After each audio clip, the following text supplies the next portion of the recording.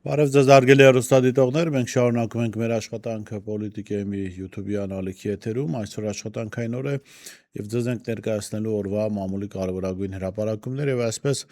հրապարակ օրաթերթը գրում է. Ընտրական օրենսգիրքը նախատեսում է, որ տվյալ կուսակցության ընտրական ցուցակը երկու մասից բաղկացած լինի։ Երկրորդ մասում ազգային փոքրամասնության երկուական ներկայացուցիչ պետք է ընդգրկվի։ Գրել ենք, որ եզդիական համայնքի դեպքում հարցը ԿՊ-ն արդեն որոշել է։ Թեկնածուն գործող պատգամավոր Ռուստամ Բաքոյանն է։ Տեղեկացանք նաև, որ ռուսական համայնքից էլ կրկին գործող պատգամավոր Ալեքսեյ Սանդիկովի թեկնածությունն է ընտրվել, սակայն անորոշ է քրդական եւ ասորական համայնքների թեկնածուների հարցը։ Մի բան պարզ է, որ կնյազ Հասանովին չեն պատրաստում խորհրդարան տանել։ Հիշեցնենք, որ 2021 թվականի արտահերթ ընտրություններով ազգային փոքրամասնություններին հատկացվող 4 տեղերից 3-ը բաժին հասավ ԿՊ-ին, ասորական համայնքից պատգամավոր Արսեն Միխայելովը նշանակվեց վարչապետի օգնական։ Հրապարակ թերթը գրում է. ԿՊ երրորդյա ներկուսակցական ընտրություններից հետո կանանց ցանկում 5-րդ ցուցանիշը գրանցած Լիլիթ Մակունցը վերջերս ընկերական շրջապատում անկեղծացել է, որ Նիկոլ Փաշինյանը հենց իրեն է տեսնում հաջորդ գումարման խորհրդարանի նախագահի դերում։ ԱՄՆ-ում ՀՀ նախկին դեսպան Մակունցը, որն իշխանափոխությունից առաջ Փաշինյանի անգլերենի ուսուցիչն է եղել, իսկ իշխանափոխությունից հետո էլ «Իմ քայլը» խմբակցության քարտուղարն էր, աչքի է ընկնում մեղմ բոլորի հետ լեզու գտնելու ունակությամբ։ Իհարկե վատ չէ, որ իշխող թիմում նման վստահություն ու ախորժակ ունեն, որ ընտրություններից հետո իրենք կրկին իշխանության են լինելու, բայց հարցն այն է, որ եթե անգամ այդպես լինի, ապա Մակունցը չի ձգի այդ պաշտոնին եւ քաղաքական խոսք ու ճկունություն ունեցող թեկնածու է պետք։ Իդեպ մյուս հավակնորդները Հայկ Կոնջորյանն ու Ռուբեն Ռուբինյանը ոչ միայն Մակունցից, այլ նաեւ գործող խոսնակ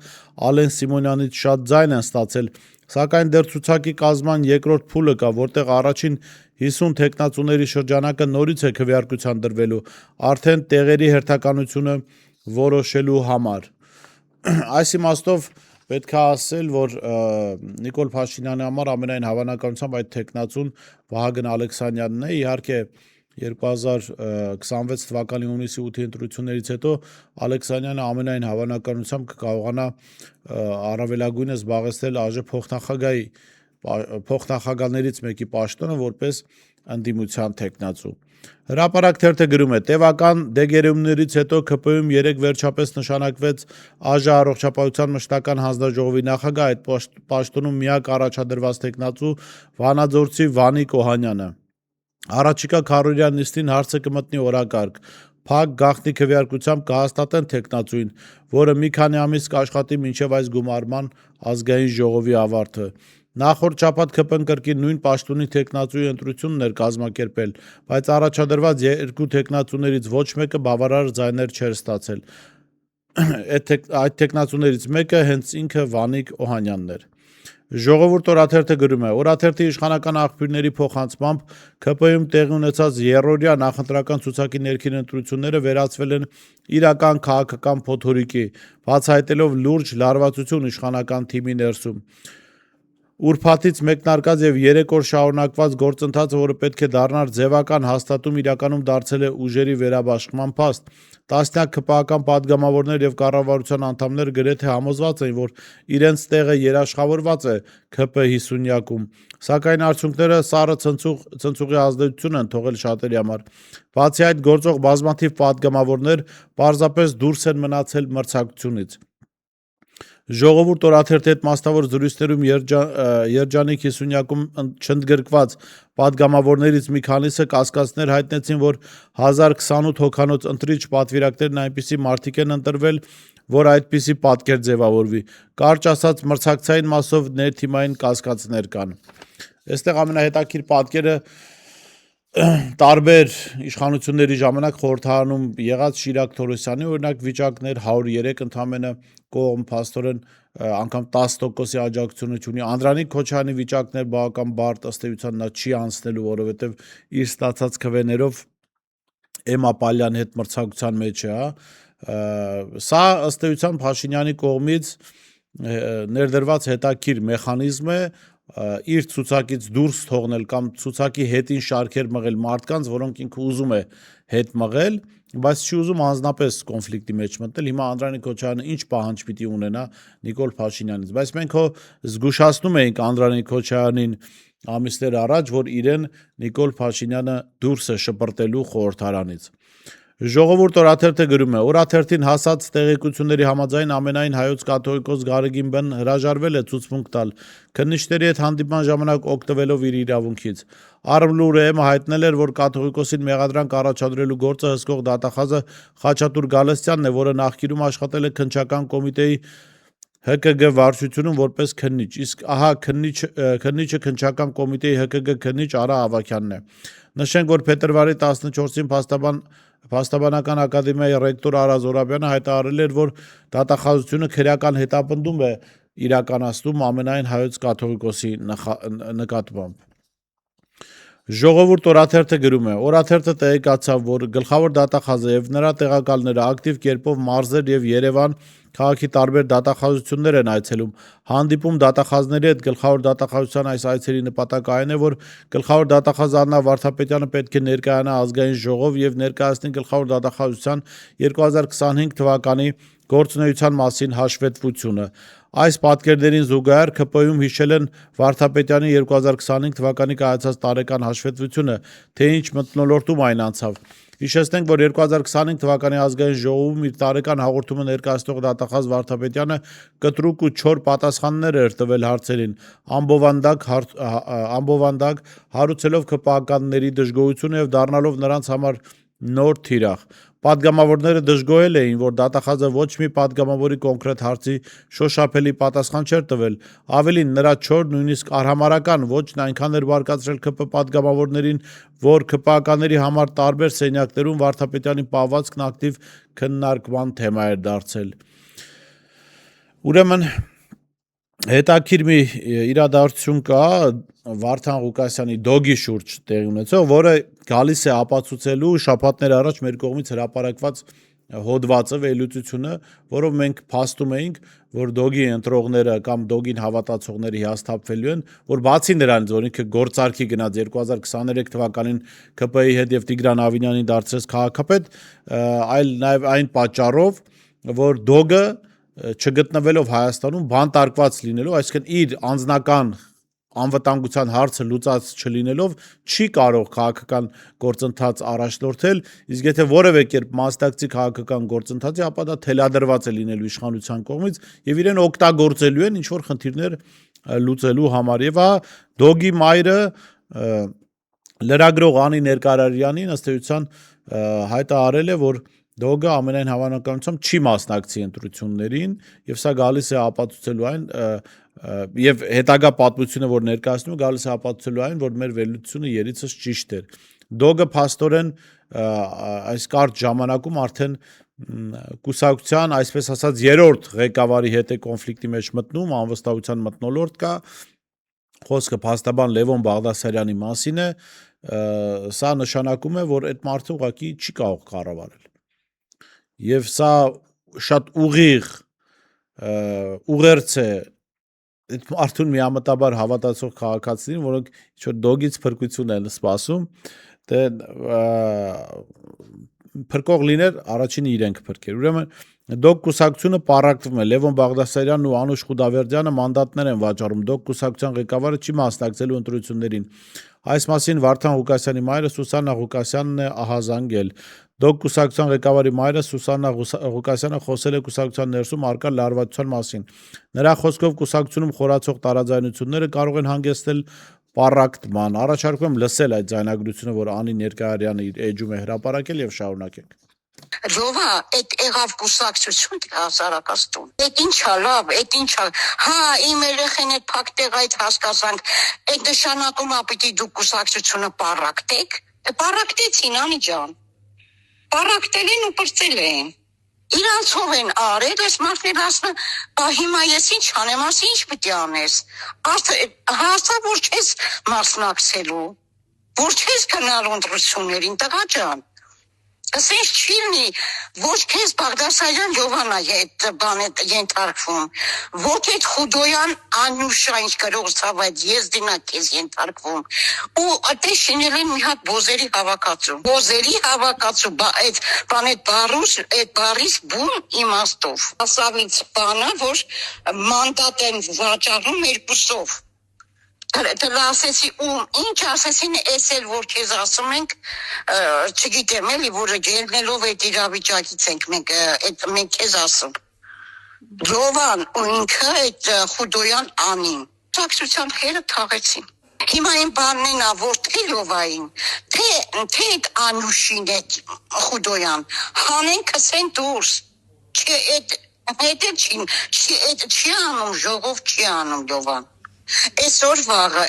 վաղը միջև եկավ հասավ այդ փետրվարի վերջ։ Էսա 3 ամիս առաջ ասում էր թե ժողով եմ անելու։ Ու ոչ մի բան բացարձակ։ Խենում եմ իրան, մի բան ասեմ, բան է անի ջան, մի հատ ջղայնանում է, կապտում է երեսները, կաթից արունը ֆշում կնում, այդ անում են հիվանդանոց տեղ, կարում են մեջի երակները, կթի էլի նորից բերում կծում են տեղ, այդ ու լավ, այս մարտի վերջը, այս ռանիվ սենց արեսին, որ այն բեննականի, այն քաղաքապետարանի ընտրություններին չմասնակցեր, այդ օրվանից բերին իրան կցեցին պերտ։ Միջև հիմա այս մյուս ընտրություններն հիմա էլի չեն թողի ես գիտեմ որ չեն թողի միջև ընտրությունները որ վերջանա Հիմա Վարդան Ղուկասյանը մասնակցելու ընտրություններին այս խորհրդարանական թե ոչ Երևի չէ որտեղ տենում են իր կողքերը ովա Բաղդասարյան լովա որը իբր թե փաստաբանա իբր թե իրավաբանա բայց դու հələ նա ինչ էր անում Անի հետ միասին այդ Խուդավերդյանի հետ միասին իբր թեյնի նախագահ էս է շտաբի պետա իբր թե միասին ինչ կեղտոտ գործ ասես անում են Լովայի մտքինը որ գնայինք ԲԴԽ էս էլ որ Եկմարյանի վրա ինչ որ հողեր ունի ասեցին բան է դոգով այդ հողերը որ վեկալի ասես այդ հողերը կվեկալեմ ես բայց դու չես վեկալելու Շնորհակալ եմ, որ շարունակում եք հետևել մեր եթերին, լսեցիք Դոգի մոր մեկնաբանությունները, կարծում եմ այստեղ չհավատալու որևէ բան չկա, չի կարելի կարծել, որ ինչ-որ որևէ մեկը կաշառել է կամ, չգիտեմ, ստիպել է, որ նման կերպ խոսի, այսինքն սա այն է, ինչ պետք է իմանալ այդ մարդու մասին, դուք տեսաք նաև առողջական վիճակը փաստորեն լավ չի, եւ սա ինչ-որ իմաստով նաև բնության վերադարձն է բնության ժողովրդի խոսքով ասած զդաչին է իրան այդ իր արածների մասով, բայց դա իր խնդիրն է, մյուս կողմից ի վերջո մարդիկ պիտի իրենց աչքերը բացեն, չի կարող բանտում գտնվող օտար երկրային էլ բանտում գտնվող մարդը, որը սահմանափակ տեղեկատվության հասանելիություն ունի, չկառավարվի ուրիշի կողմից։ Եթե այսքանից հետո մարդիկ կան, ովքեր հավատում են այս պրոյեկտին եւ հավատում են, որ կարող են դոգի միջոցով ինչ-որ իշխանություն փոխել, որևէ մեկին պատժել, առաջարկում եմ անպայման անալգին դիմիդրոլ խմել, դա օգտակար է, հանգստացնում է երևի թե նյարդերը, ինչքան որ գիտեմ, պիտի որ օգնի։ Հաջորդ մեր հոդվածը ուրեմն պոլիտիկայի հոդվածն եմ ընթերցում։ Նիկոլ Փաշինյանը վերջերս այսպես հաճախ խոսում է այդ խաղաղության այսպես կոչված խաչմերուկի մասին, որ դա հեսա ստացվելու է եւ այդ խաղաղության խաչմերուկ ասվածը Նիկոլ Փաշինյանը ուղղակի նվիրելու է ժողովրդին, ժողովուրդը լավ կյանքով է ապրելու, որ Տրամպի ուղին հենց դրա մասին է, բայց այս հոդվածը ցույց է տալիս, որ Տրամպի ուղին որևէ կապ չունի խաղաղության այսպես կոչված խաչմերուկի հետ։ Նիկոլ Փաշինյանը շարունակում է մոլորեցնել հայ հանրությանը եւ համոզել, որ թրիփը ոչ թե անվանափոխված այսպես կոչված Զանգեզուրի միջանցքն է, որը սպասարկելու է գլխավորապես թուրք-ադրբեջանական շահ, այլ այս իշխանությունների հորինած խաղաղության խաչմերուկի մի մասն է։ Այն, որ Փաշինյանի այս պնդումները կեղծ էին, հասկանալի էր հենց սկզբից, սակայն քարոզչական փաթեթավորումն այնպիսին էր, որ լայն հանրության համար դժվար էր հասկանալ, թե իրականում ինչ է այդ ճանապարհը եւ Հայաստանը ինչ է կորցնում եւ ինչ ստանում։ Չնայած Փաշինյանի ջանքերին թաքցնելու իրականությունը այն բացահայտ է դառնում, քանի որ իրենցից բացի որևէ մեկը չի պատրաստվում հայ հանրությանը մոլորեցնելու համար կեղծ պնդումներ անել։ Փաշինյանը հենց սկզբից էլ կասեր հանրությանը, թե ինչն ինչոց է, եթե ընտրություններում ձայներ ստանալու խնդիր չունենար, առաջիկա ընտրությունների հանգամանքն է նրան ստիպում տարբեր տերմինների տակ թաքցնել ճշմարտությունը։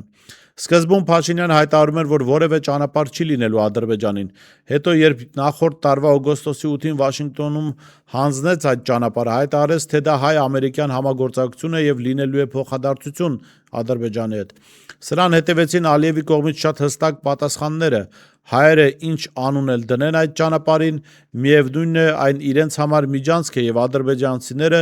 չպետք է հայ սահմանապահներ տեսնեն։ Ալիևի այս պահանջի կատարումը քողարկվեց front office, back office տերմինների տակ։ Հետո, երբ ժողովուրդը սա մարսեց, Փաշինյանը մի փոքր էլ բացեց ճշմարտությունը եւ իր վերջին հարցազրույցում այսպես ասաց, որ այսպես կոչված front office-ում, այսինքն սահմանին, գուցե ընդհանրապես մարդ չլինի եւ լինի արհեստական բանականություն։ Ճիշտ այն կերպ, ինչպես ասում էր Ալիևը, ադրբեջանցիները հայերի չպետք է հանդիպեն։ Այն, որ թրիփը զուտ թուրք-ադրբեջանական շահերի սպասարկման ճանապարհ է, վկայեց նաև այն փաստը, որ Վաշինգտոնում ստորագրված հայտարարությունից օրեր անց, օգոստոսի 22-ին, Թուրքիան եւ Ադրբեջանը սկսեցին Կարս Նախիջևան Դիլիջու երկաթուղու կառուցման շինարարական աշխատանքները։ Սա նշանակում է, որ Ադրբեջանից Հայաստանի տարածքով դեպի Նախիջևան գնացող գնացքները չեն գալու եւ արդեն գոյություն ունեցող երթուղիով չեն մտնելու Երասխով Հայաստան, Թուրքիա հասնելու համար։ Թուրք-ադրբեջանական նախագծով նրանք ցանկանում են շրջանցել Հայաստանը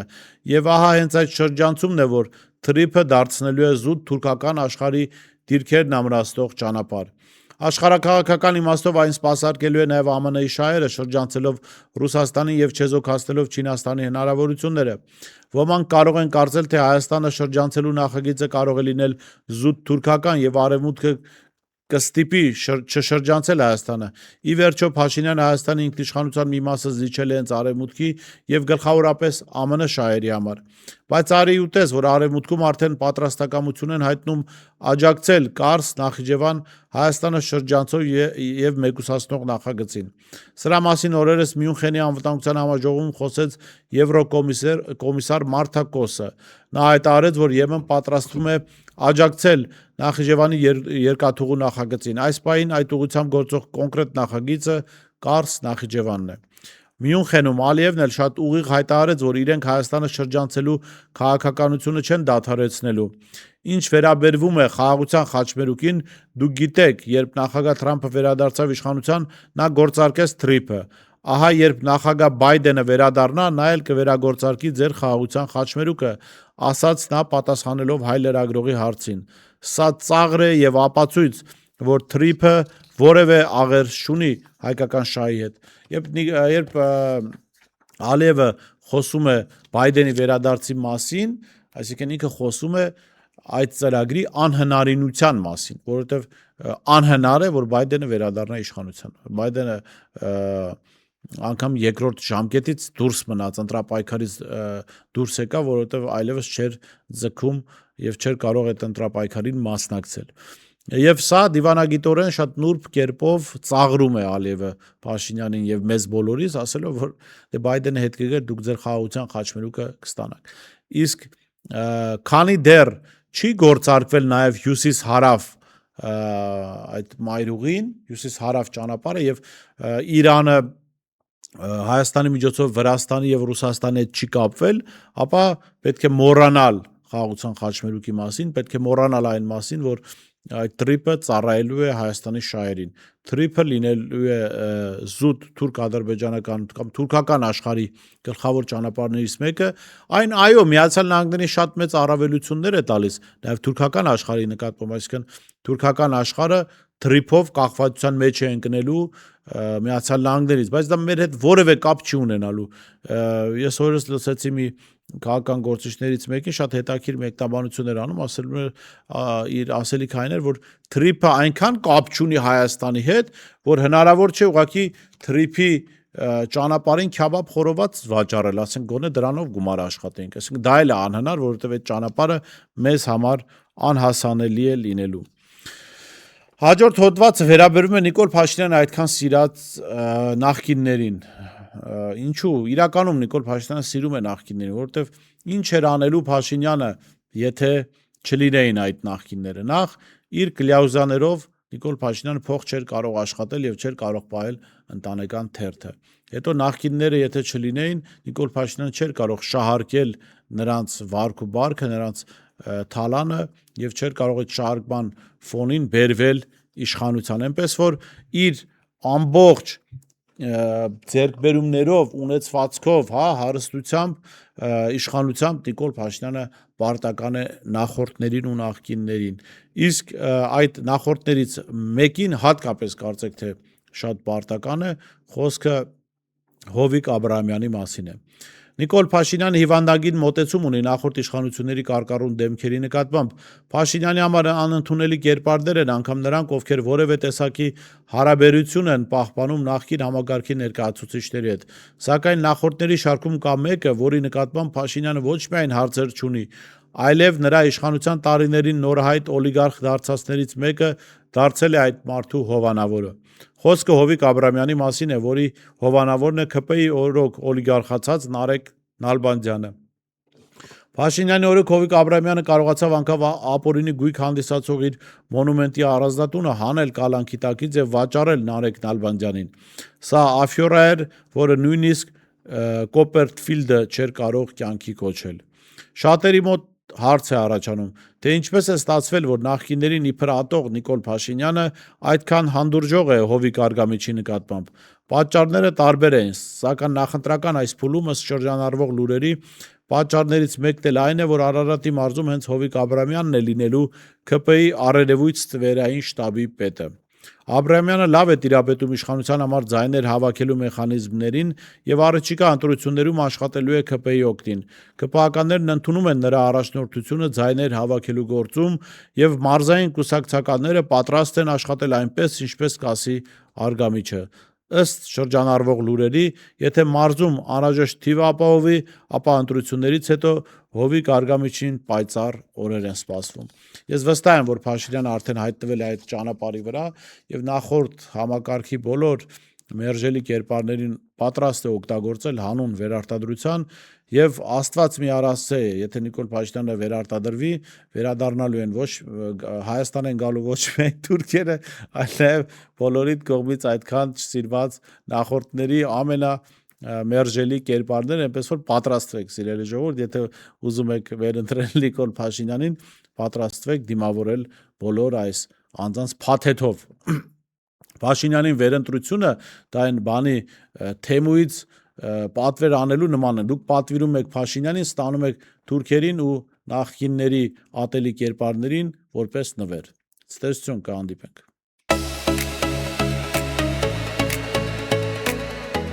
Հետևիր սրտիդ ձայնին, այն քեզ ուզում է տանել անհայտ հեռուներ, վայելիր աշխարհի չքնաղ քաղաքներն ու արևոտ լողափերը նոր զգացողություններով, նոր համերով։ 2026-ը թող լինի հույսերի, մոտիվացիայի, նպատակների իրագործման տարի։ Եվ հիշեք, ամեն ինչ սկսվում է մեկ որոշումից։ Նոր տարին գալիս է նոր հնարավորություններով ու արկածներով։ Քո հաջորդ արկածը մեկ թռիչքի հեռավորության վրա է։ Travel with M 095 89 20 48